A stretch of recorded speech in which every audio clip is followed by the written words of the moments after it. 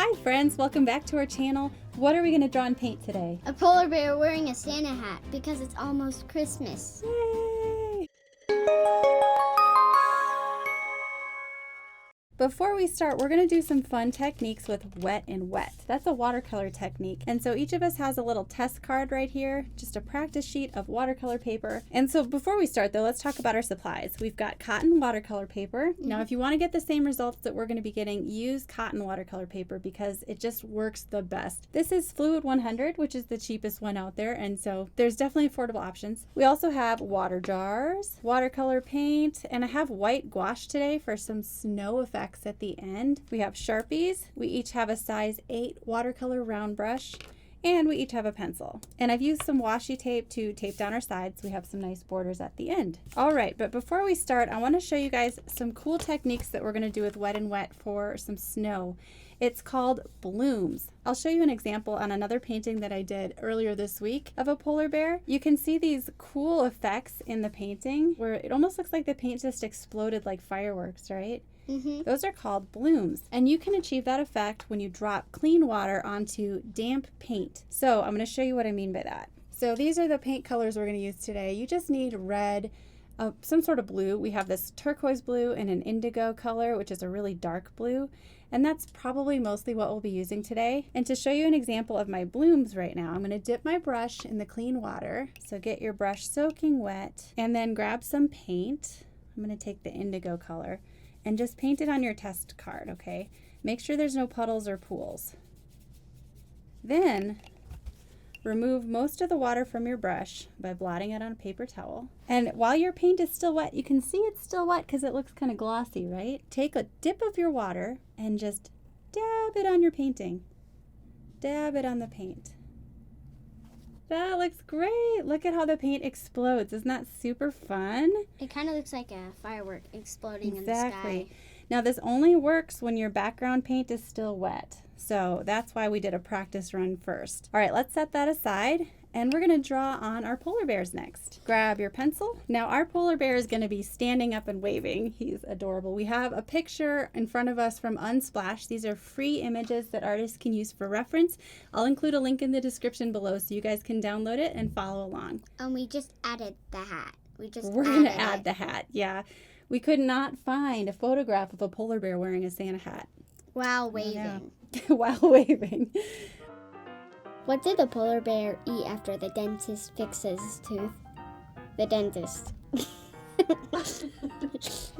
All right, so let's start with the overall envelope shape of the polar bear. I'm going to make a little tick mark for the top of his head just so I know how tall he's going to be. I'm going to make it rounded. Sure. And then for the bottom, I'm going to just draw a little line showing where his feet are going to go on the ground. And that helps us decide on how big he's going to be, right? What size our polar bear is. Now, if I'm looking at my reference photo, I see a rounded shape for his head and then a very round body. His arms kind of flare out at the sides.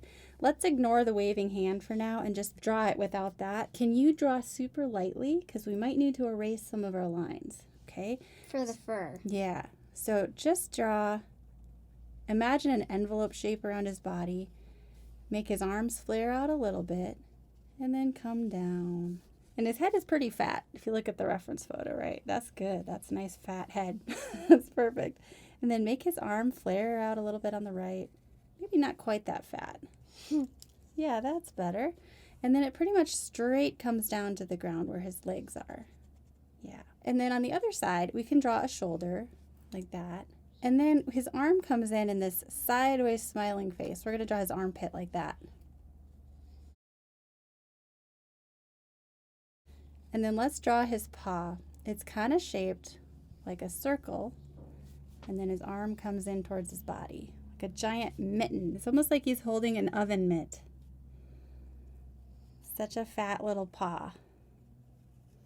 And then we can draw a straight line for the rest of his body coming down. Yes, so cute. Now I'm going to make a little adjustment to his other arm. And if you look at the reference photo, his arm comes down right about to here. So let's just cut that arm in a little bit and make a straight line the rest of the way down. Okay, so I erased this line. Yeah. And I made that mistake too. I made his shoulder, his arm come down too low. So I'm bringing it up a little higher. That's why we have to draw lightly, right? In case we make a mistake. Okay, let's add the ears. This is the best part.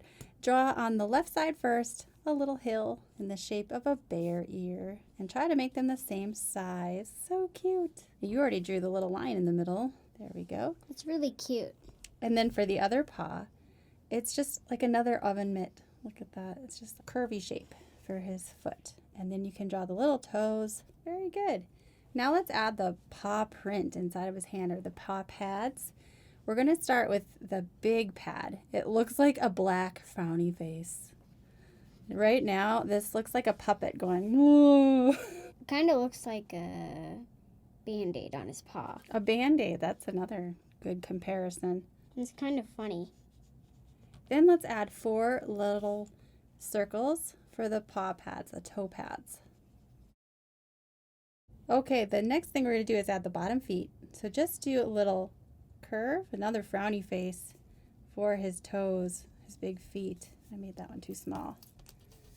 And then do little lines, vertical lines, showing his separated toes. I already got him. You're way ahead of me. Next, let's add the face. This is the last big drawing thing we need to do for our polar bear. We're going to start by finding his chin. In the reference photo, his chin is about halfway between this space here. So right about there. And then if you look at the reference photo, his ears and his nose make a triangle shape. You could draw A a mini. V shape. A V shape is more appropriate. In the middle of that V is the nose. So draw a nose in the middle of that imaginary V. Cute. Then for his eyes, the nose and the 2 eyes make another little V shape, don't they? Teeny tiny.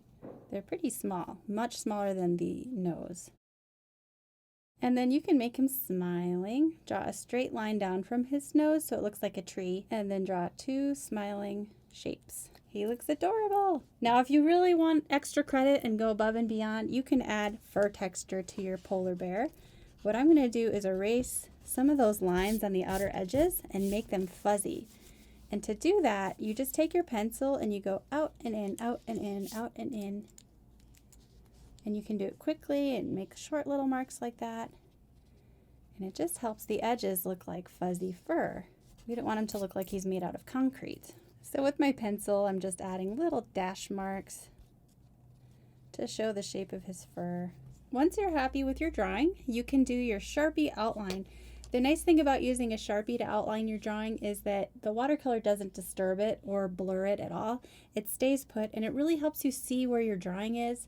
So when you start to add paint, you're not covering it all up. You can still clearly see your shapes that you drew. I think we're ready to start outlining. Grab your Sharpie and let's color them in. I'm going to start with the black paw pads, but you can go anywhere you want with your Sharpie.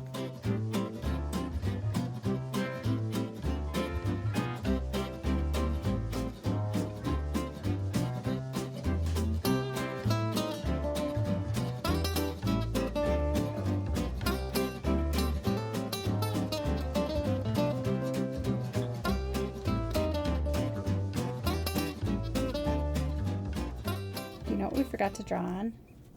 What? The Santa hat. Well, what do you want to do? You want to try to squeeze it in at the top? I'm going to add it anyway. There's hardly any room. Just don't draw over your tape because that won't show up in your painting. Teeny tiny little Santa hat. Hey, we did it. Yeah. That's You could add the teeny. little ball over here. And then we'll paint that in red so it'll be nice and colorful. Okay. So fun. Are you ready to start painting? One more thing to do. Erase the extra pencil lines. Good idea. Let's do that. Okay, so if you want, you can go back in and erase your pencil lines. He is looking so cute. So set aside your pencils and now grab your paintbrushes, your paper towel, and your water. For the background color, we have 2 different blues here. This one is a nice cool blue, which means it has a lot of green in it. This is indigo, which is a dark blue, but as you saw, when you water it down, it looks really snowy. So I think that's the color I want to use for the background. I'll use the light blue. You use the light one. Now to help the paint spread easier, we're going to do the wet and wet technique for the color. So take clean water on your brush and paint it all around in the background. Just keep out of your polar bear.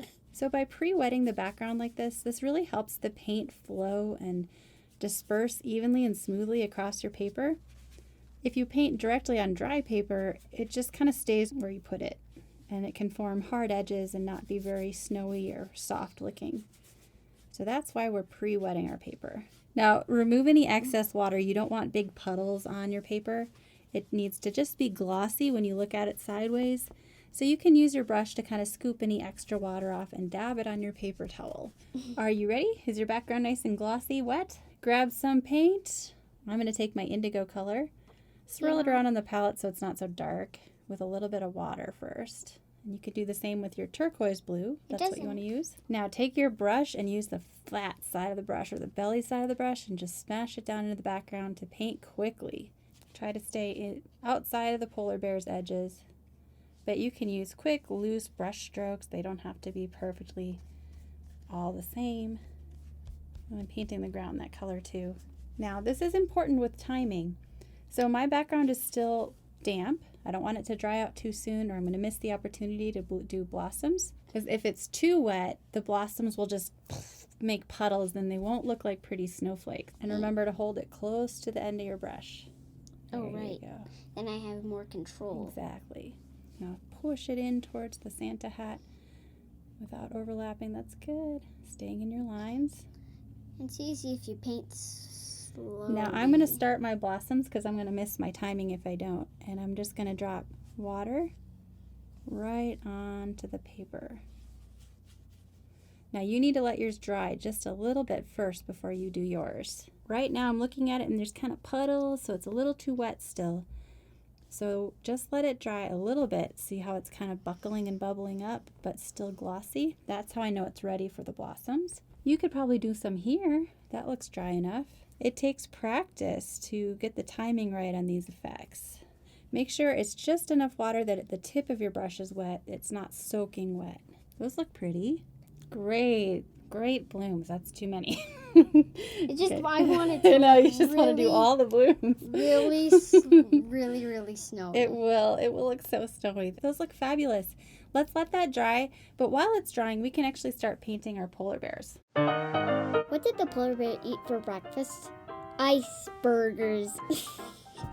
Now for the color on the polar bear, we want to leave him mostly white, right? Because polar bears are white. But we can add a few little shadow shapes using our brown or our yellow or our indigo. In our reference photo, the polar bear looks really yellow. We can use some yellow. I don't think I want to make him as yellow as that. What do you think? I think we'll make it just a little bit yellow. So watch what I do first. I'm going to take a little bit of the yellow and I'm just going to paint it on his underside very lightly on the dry paper, but not all of it, just a little bit. And then I'll do the same thing where I see shadows like on his arm crease right here and underneath his chin. We want to be conservative when we're painting a white thing, not to go too dark. Otherwise it can end up looking like it's a yellow thing instead of a white thing. I'm going to use a little bit of the brown too.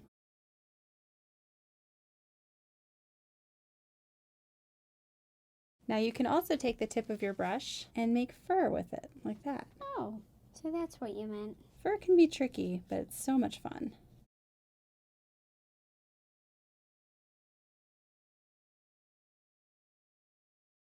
You're just ready to paint that red hat, aren't you?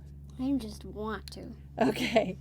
Well, look at this beautiful bright red we have. Use any red you have on your palette for the Santa hat and grab some nice juicy paint on your brush. Don't paint the white part, just the top part is red.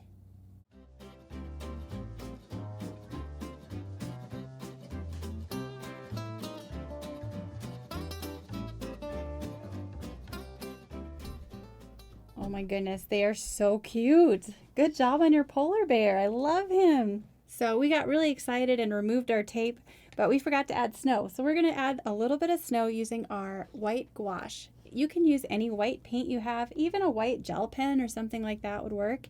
I'm just going to squeeze a little bit of this onto the palette. You can either do the spatter technique where you tap your brush to get snow, or you can individually paint on little bits of snow. So let's mix in a little bit of water to loosen it up. And I think we should do the spatter technique because it's fun. Yeah. Load it up with lots of wet white paint and just tap away. Some got on me. Try not to get it on your clothes.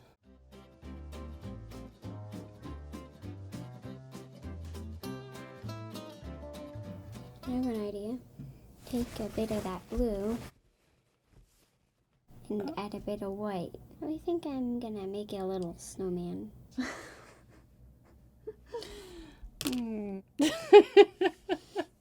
Ansley's adding a creepy snowman. Free thinker. That's what we're raising here. Okay, I think it's time to put the paint down. Put the paint down. What? Let's show them our finished paintings. There we go. There's our finished polar bears. They look so cute. We did so many fun techniques today. We learned how to draw a polar bear. We made blooms and we added snow. This was so fun. I hope you guys enjoyed this and that you'll try it at home and show us your artwork. We'd love to see it. Thanks for watching and we'll see you in the next video. Bye. Bye.